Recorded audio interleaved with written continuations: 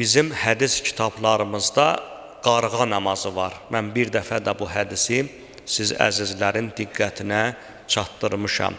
Salatul Qurab deyirlər ona, qarğa namazı.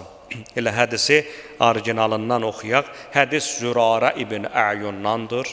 İmamın çox məşhur səhabələrindəndir. İmam Sadiq əleyhissalamın buyurur ki, Səmi'tu Əba Cəfərin yəqul. İmam Məhəmməd Baqir əleyhissalamdan eşitdim ki, buyurdu, Dəxələ rəculun məscidən fihi Rəsulullah. Peyğəmbər də məsciddə idi, bir nəfər məscidə daxil oldu, fəxəffəfə sucudəhu, dunə mə yənbəği mə yəkunu minəs-sucud.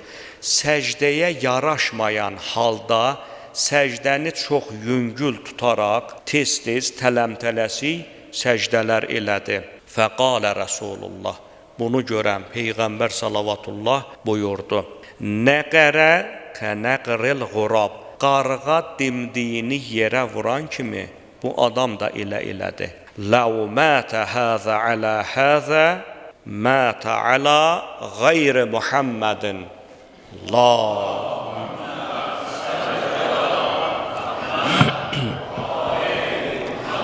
Əgər bu kişi beləcə namaz qılıb dünyadan getsə, mənim gətirdiyim din üzərində ölməyibdir. Deməli, əziz möminlər, namazımızı da qılarkən lazımı şəkildə gərək ona biz diqqət yetirək.